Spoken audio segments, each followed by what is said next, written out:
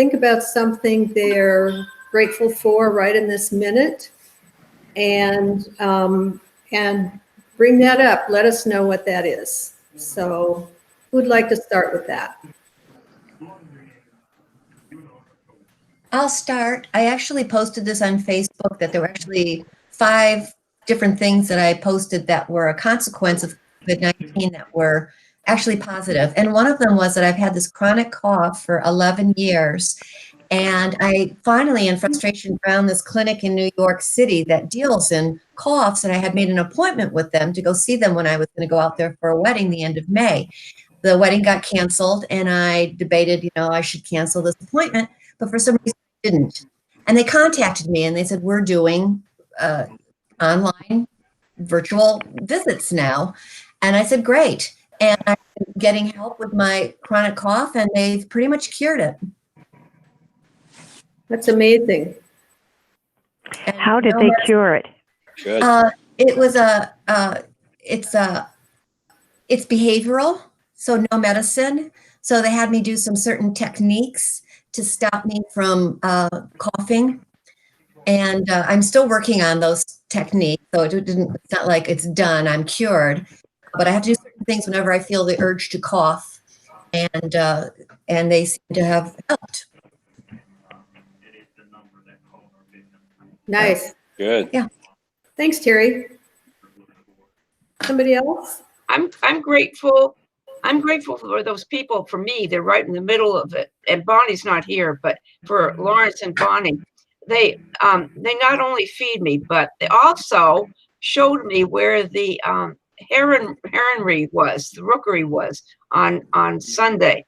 And it was so wonderful because I've been looking for this place forever. And they drove me down there, showed me where it was. And I stood there for, I don't know, 15, 20, 30 minutes anyway, watching these wonderful birds preen themselves, stand up in their nests, and so on and so forth. So I'm grateful for the chance. Thank you, Sheila. That's great.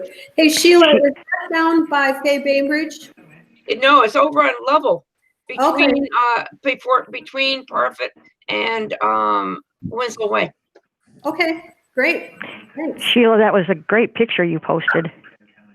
Oh, of the picture of the rookery? Yes. Oh my gosh, yes. Amazing, amazing. And Well, as Lawrence told me, he said, if you go down there and on the left-hand side, come down from Parfit Way and go to the left, to the right, up level, there's a porta potty there, a white one. Then look up. So that's what I've been telling people, because people say, where'd you find them? Da, da, da, da, da. I didn't say that exactly. So I've been using Mr. Chan's complete verbiage. Thanks for the comment, Sheila. Bonnie and I are very grateful. We moved to the island in October, and we're very grateful to be here. And we've met many wonderful people like Sheila, and we feel blessed to be here on this wonderful island. Glad to have you. Boy, I'll tell you, times 10. And welcome. Thank you.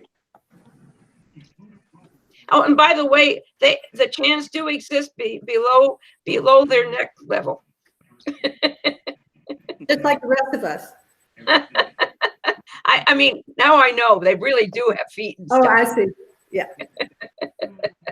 Anybody else like to share something they're grateful for? Yeah, me personally, I'm grateful that we live in this wonderful place. I'm grateful for all of the people that I have in my life that care about me, and that everyone around me is doing well and maintaining their health.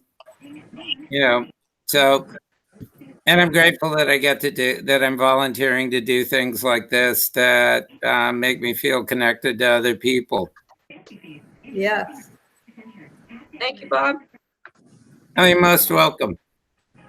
So I'm really grateful to be on Bainbridge Island. In addition to it being a beautiful place, I feel really safe here. It's amazing to me that the number of actual cases that we know of here on the island is so minimal. That doesn't mean there aren't undiagnosed people, but I check the Kitsap County board periodically, and it just doesn't seem to be moving very much. And so I feel pretty safe here, and I'm really grateful for that. Terrific. So, so congratulations to all of us for helping to keep our community safe, because it's really the fact that we're here willing to do the right thing to stay safe and healthy. And so that, that makes a really big difference in our community. As Bob said, talking about ventilators is not, it's not a party. It's kind of scary. I have been kind of, over the course of my lifetime, not really seeking out things that scare me, but thinking that if I know more about something, then that's good. And so I feel like, especially in this situation, to know and understand what ventilators can do for us and what they can't is really important in helping us make good decisions for ourselves. Because actually, it is a decision. It's not a decision that somebody else can make for you. Well, that's not exactly true. If you don't have an advance directive and you haven't told whoever is your decision-making person what your wishes are, then they will decide for you. And perhaps what they decide, well, you'll just have to be with it, because they'll be making a decision. But I want to be able to make my own decision about this based on good information. And that's why I'm doing this today. And next week, we're going to have another session on ventilators. And hopefully you'll all come back for it. And next week, we're going to talk about how you decide for yourself and what you need to do to put that in place. So that'll be part 2 of ventilators. And after that, I'm going on vacation. So not really going on vacation, but these are I'll have finished my commitment of 3 presentations on Tuesday mornings. So, so you and I, all of us here at the table today, are at risk if we get COVID, higher risk than the general population because of our age. And I don't know anything about any of your health status. I only know my own health status.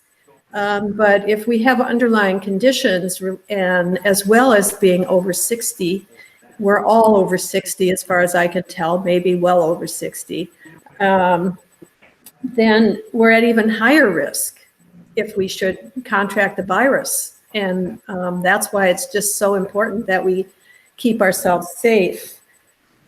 Some of the underlying conditions or pre-existing conditions that people have that could complicate things and increase their risk of dying if they get the disease are heart disease, diabetes, chronic lung disease, which could include asthma or COPD or pulmonary fibrosis, high blood pressure, and cancer.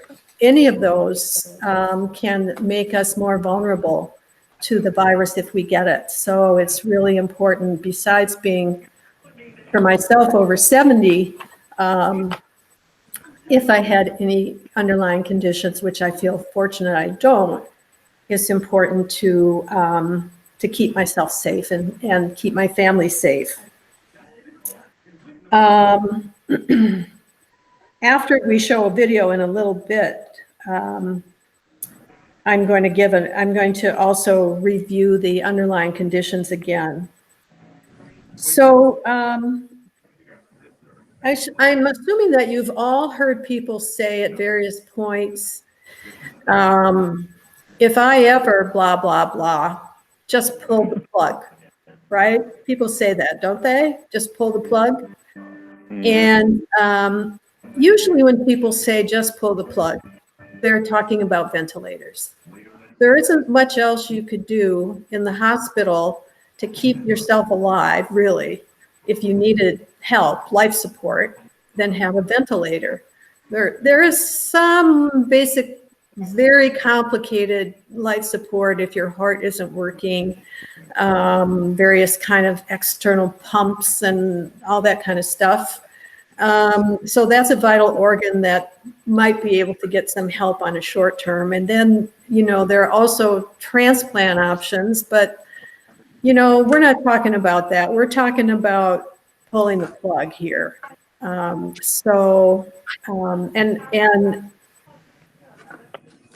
I will say that I'm a low-tech, high-touch nurse.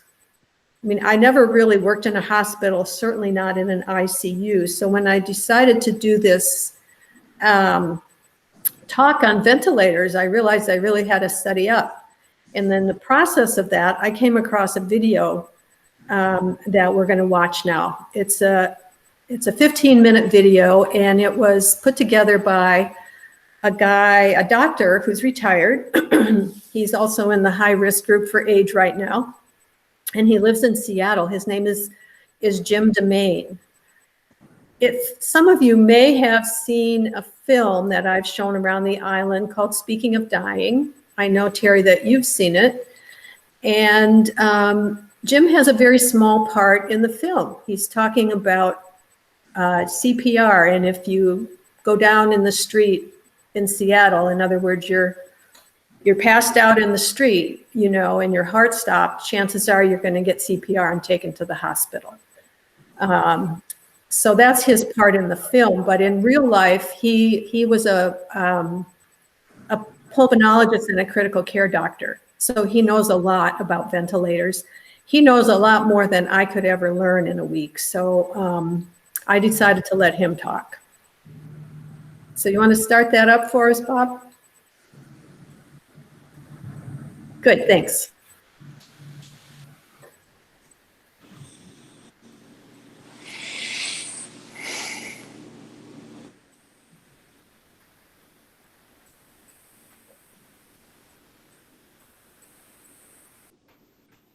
Hi, I'm Jim DeMaine. I'm a retired pulmonary critical care physician, and I've been getting a lot of questions about COVID-19 pneumonia, particularly I don't in severe have a cases picture. and in the elderly population. A lot of questions are about types of ventilation and what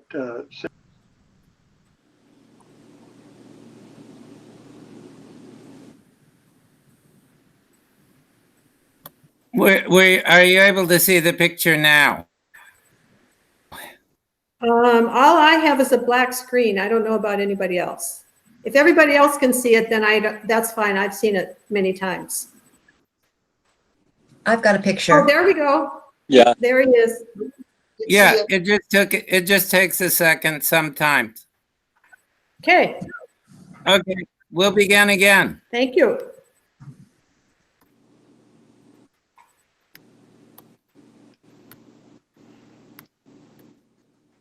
Hi, I'm Jim DeMaine. I'm a retired pulmonary critical care physician, and I've been getting a lot of questions about COVID-19 pneumonia, particularly in severe cases and in the elderly population. A lot of questions are about types of ventilation and what symptoms and signs of the pneumonia are. So Bob, okay, now it seems like we're hearing two different. But it's very early on to get data. I don't know. This is different than what happened last week, but it's. No, it's okay. Bob, you need to mute yourself, I think, don't you? Yeah, I'll do that. We'll try it again. Because you're getting an echo.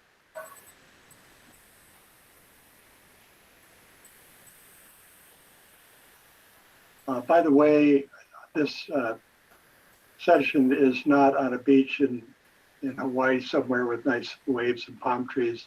This is on Zoom with a virtual background, which is certainly much nicer than my cramped apartment where we are in a stay-at-home mode.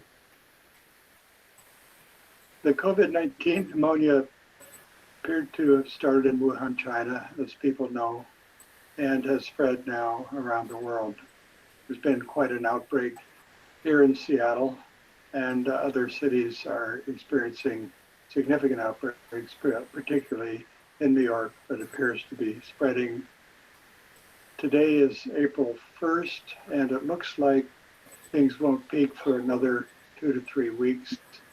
And then hopefully what we're doing now with the preventive measures that we're taking, that things will be under better control. Also, rapid drug trials are being done because that's the main thing that will help. Vaccines are still about a year to year and a half away, probably more like a year and a half, although people are moving as fast as they possibly can.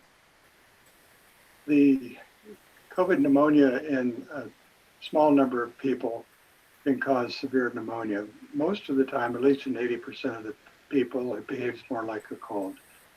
But in some, you'll get a sore throat, sometimes diarrhea, and fever, and cough.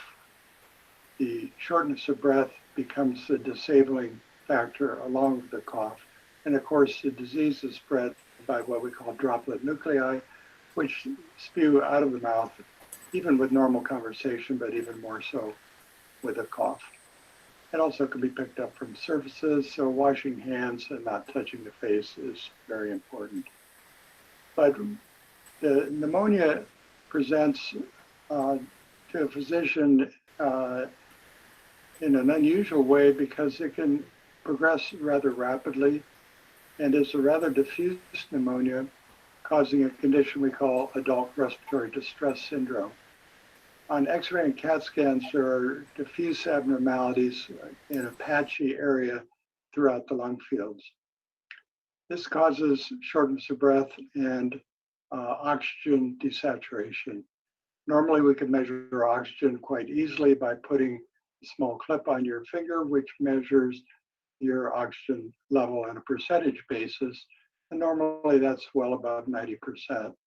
As pneumonia progresses, the oxygen levels drop well below 90%.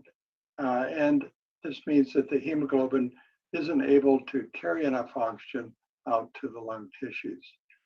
The lungs become so severely affected that they basically, you begin to fail. If you look at the lungs themselves as the membrane that transfers oxygen from air into the blood, if you took that as a single membrane and stretched it out, the surface area would be almost the size of a football field. So a lot of the lung has to be involved for the oxygen level to actually fall. So how do we treat that if you get into the hospital or get very ill? Well, the first thing, of course, would be oxygen. It can be easily given by nasal prongs, and the flow liters would be 2 to 4 liters or even higher per minute. And that, if the situation is mild, can correct the pneumonia while you're waiting for things to heal, or perhaps if you put on experimental drugs, which many of the sick patients have been tried on, that the disease might not progress and you might avoid more intervention. But when you become more short of breath and are having more trouble, then you might be put in the intensive care unit, or prior to that, a trial of what we call non-invasive ventilation given. Non-invasive means without putting in an endotracheal tube. You're given a fairly tight-fitting face mask and a machine very similar to a CPAP machine, but it's called a BiPAP. Gives 2 levels of breathing. One pushes in on inspiration and one holds the lungs a bit open on expiration. And it can be set with a timer to give you a certain number of time breaths if you're sedated and not breathing enough on your own. And sometimes with non-invasive ventilation, you'll begin to heal and avoid having to be moved into the intensive care unit and being intubated. But in a number of the sick patients, this scenario happens rather rapidly, and intubation is required. This is difficult for the healthcare workers because at this point, everybody has to be completely shielded and protected. So they have on basically hazmat suit and complete shielding of their face and eyes. So anyway, this can still be done. A family cannot be there. But if you need to be intubated, you're given sedation and a tube is put down through your nose or mouth into your airway, into the trachea. And then there's a cuff on the end of the tube, which can be inflated to prevent air from leaking. Then you're hooked up to what's called a ventilator. Now, what's a ventilator? It's basically, in simplistic terms, an air pump. It pushes air in and lets it out. But this is a very sophisticated machine costing close to $50,000 for the high-end machines. There are more simplified machines that can also be used. But this ventilator, you can dial in oxygen levels, you can dial in various pressures, you can adjust the pressures both on inspiration and expiration, vary the rate, you can do weaning trials, you can do suctioning. The variety of things can be done when you have the endotracheal tube placed that protects the environment, because there's a filter on the machine which keeps the exhaled air from circulating in the room, which could spread the virus without protection through a filter. So in the cases that have been reported, both in China and more recently in a New England Journal in Seattle, there's a fairly high mortality rate in senior citizens that end up being on a ventilator. In the China case that was series that was reported in the Lancet Journal, 10 people were over age 70 and 9 of them did not make it. In the Seattle series, it's kind of an early on report, but in all the cases they admitted to the ICU, half of them passed away. And the mortality rate in the seniors was about 62%, but some of them were still on the ventilator at the time that the paper was published. So it remains to be seen what the mortality is in the senior population.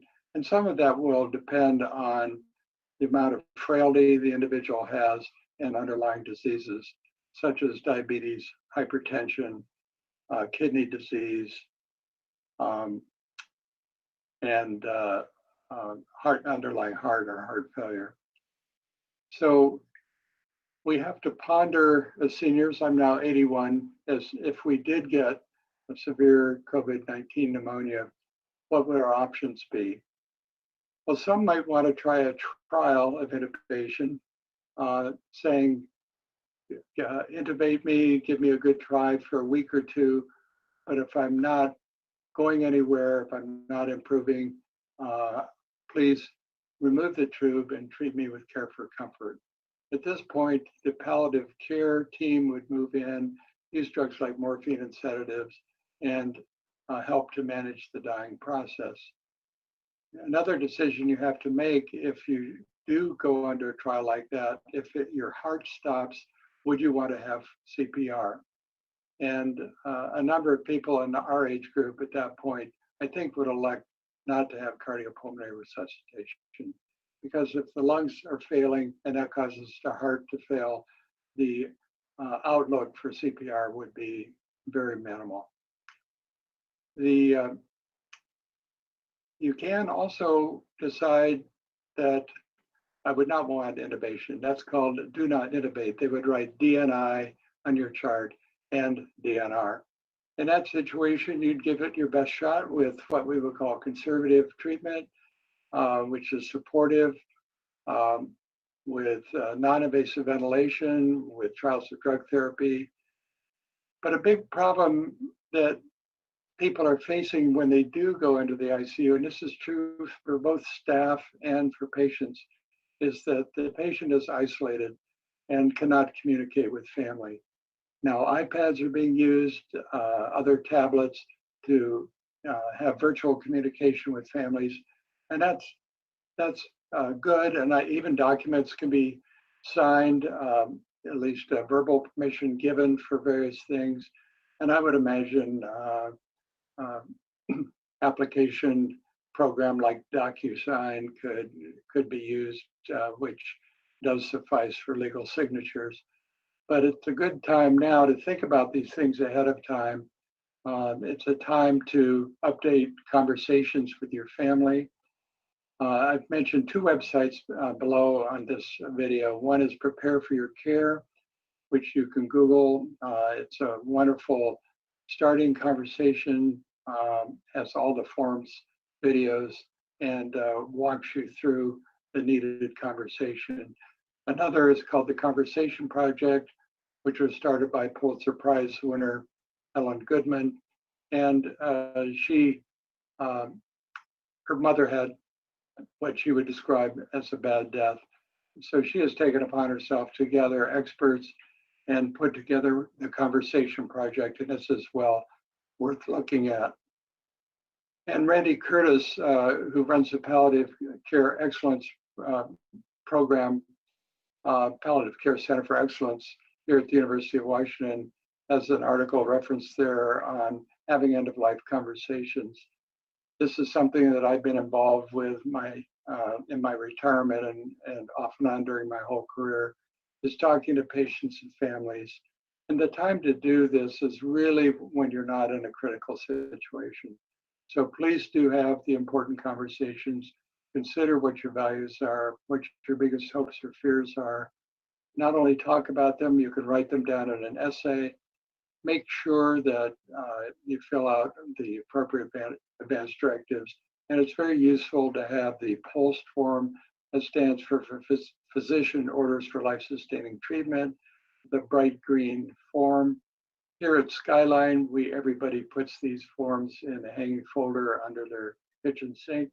And that's a very individual discussion that you need to have not only with your family, but with your medical provider, because your doctor, nurse, or PA, they sign that document, but you sign it. So it's a co-signed standing medical orders.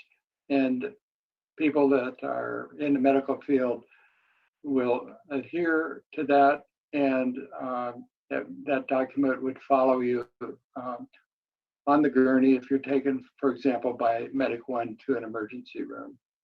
So I hope this video helps, and if you have any questions, please feel free to email me at jimdemain@comcast.net. Thank you, and please stay safe and stay well.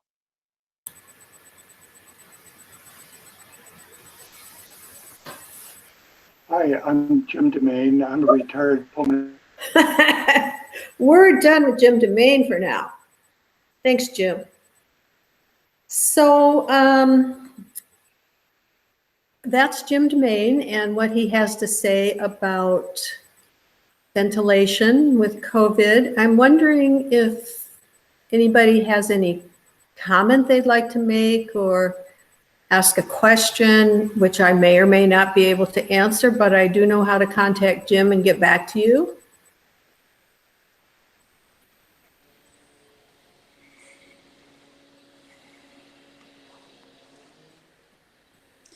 Well, his comment, excuse me. No, please go ahead. I'll go after you. Well, his comment about keeping the documents under the sink, or, I mean, I just thought that was like something very smart to do. So it's right there if somebody comes in and you're in a kind of a unsettled way. You're not scrounging around looking for things. So that stuck out for me. Yeah, I will just jump in here and say that I think around this, so he lives in a particular facility in Seattle called Skyline. It's a retirement community. And I think in that retirement community, they have decided, they've made a decision as a group, or maybe the administrators want everybody to have their pulsed in the same place so that the EMTs know where to look for it. I think possibly on Bainbridge, the practice is to put it on your refrigerator, but some people might not be comfortable having that out in the open on the refrigerator. I've also seen it on the back of the door. So if you were going to put your pulse under your kitchen sink, hanging up on the cabinetry inside the area under the sink, you probably should put something either on your refrigerator or on the back of your door that says pulsed is under the kitchen sink, so the EMTs would know where to go for it. Okay. Thank you. Mhm.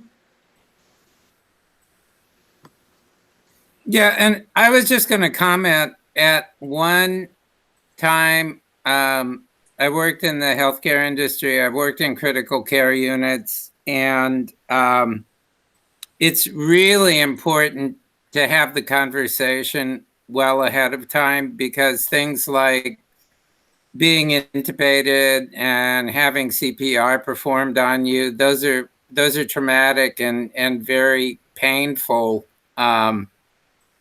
procedures. And so you need to think about that as part of the decision-making process. And you also need to communicate it, because if you have a well-intentioned child or a relative, they'll, a lot of times the default is to say, oh, do everything possible.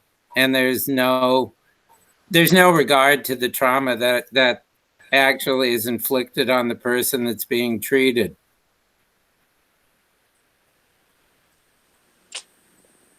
Mm-hmm. I think also that's a good point, Bob. And I think sometimes trauma like that is, besides the physical trauma, there's the emotional trauma of it. And with intubation for a ventilator, you're not going to really be able to speak while you have that in. So, and one question I really didn't understand would be, how would people eat if they were ventilated? I don't think you can eat with a ventilator. I think they have to provide nutrition by some other means. Or am I wrong about that, Bob? Do you know anything about that? There's two ways that nutrition can be given to somebody that's on a ventilator. You're absolutely right, because the tube's going down into the lungs. It goes through the vocal cords.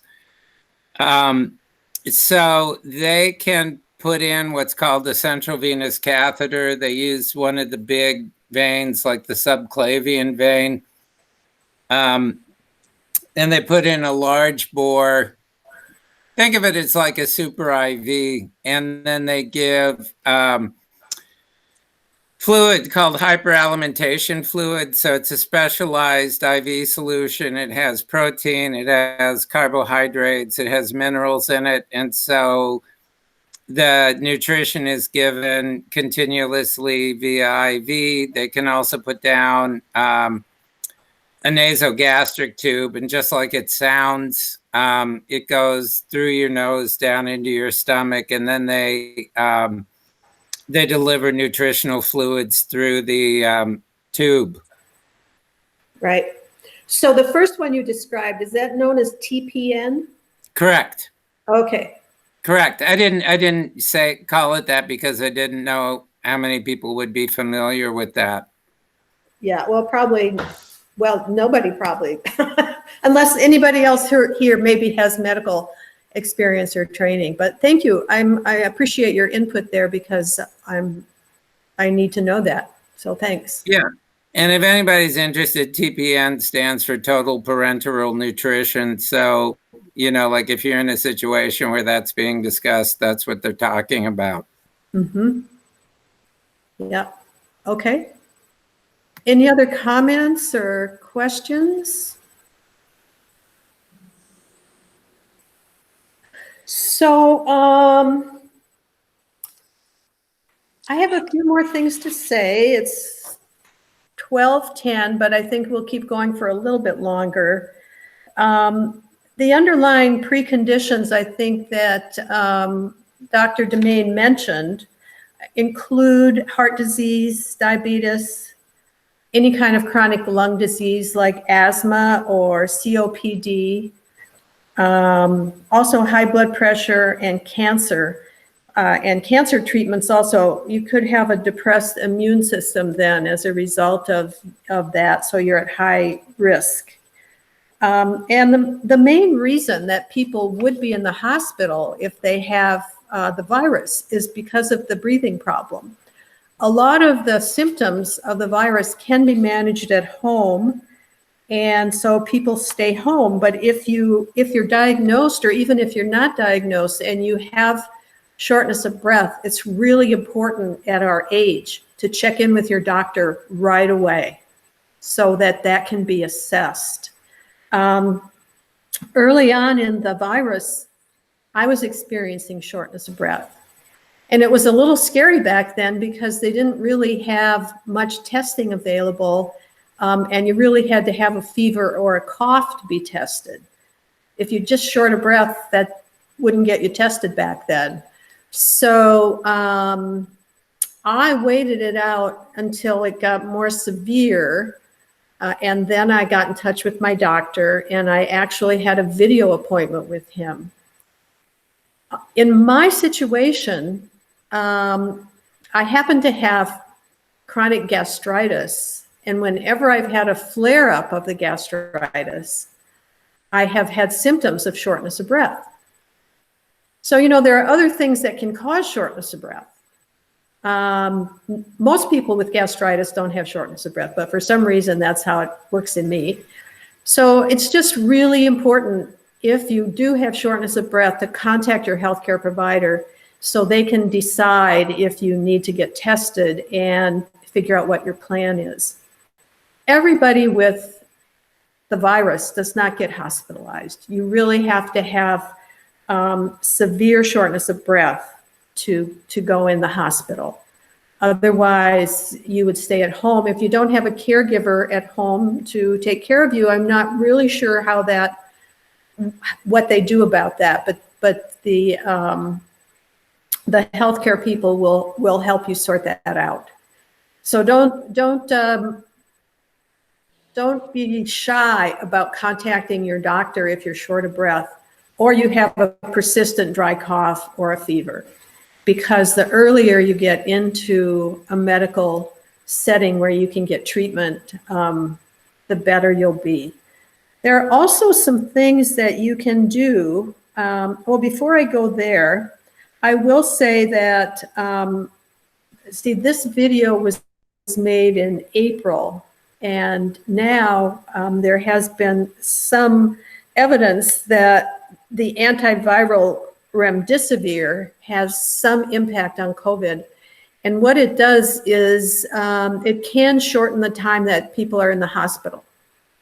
And so it's possible that if you did contact your healthcare provider, you would be offered to be in the hospital and receive remdesivir, which is really hard to say, right? I can hardly say it. So I think just it's really important to get in touch with your doctor if you're worried that you might have contracted the virus some way, and hopefully that's not going to come up for you. Some of the common symptoms that you would experience if you weren't getting enough oxygen would be changes in the color of your skin. You could look a little blue or a little red, one or the other. Maybe you would be confused. have this dry cough, have a fast heart rate, rapid breathing, slow heart rate, so that's a little disconcerting. Well, either your heart rate's fast or it's slower. Sweating and wheezing. So if you have any of these symptoms and you think you might have been exposed to the virus, or you have a combination of these symptoms, please call 911, and they will probably take you to the hospital. They'll do some assessment, decide if you need to go to the hospital for further assessment, and then, it'll go from there. So the most important thing, though, at that point is to get more oxygen into your body before it starts impacting your vital organs. Well, I think, anybody else have any comments or questions at this point? Yeah, I do, Carolyn. People, you've been talking a lot about the oxygen level. What's the lowest oxygen level one should have? Well, normal oxygen level generally is above 94. If it gets down to 90 and below 90, then that's concerning. That starts to be concerning. When I was in hospice as a nurse, I've never been in hospice as a patient, but when I was hospice nurse, we didn't have to worry about, the oximeter and checking the level. If a person felt short of breath, we would give them oxygen. But generally, the rule of thumb is that the doctor wouldn't order oxygen for you to have at home unless your oxygen level was below 90. So you may not even feel short of breath at that point. But if your oxygen level is below 90, you should contact your doctor. And if you have an oximeter, then you would know that. Yeah, I have one of those on my phone. And apparently it's pretty close to what it should be, because I got it checked, and then I checked it when I went to the doctor. So how do you have it on your phone? You just lay your finger on a spot on the phone? Yeah, on the back of it, yeah.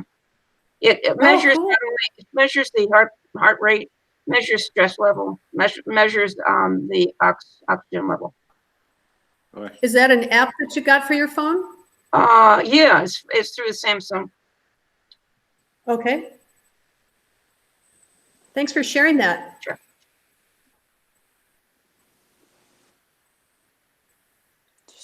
Anybody else?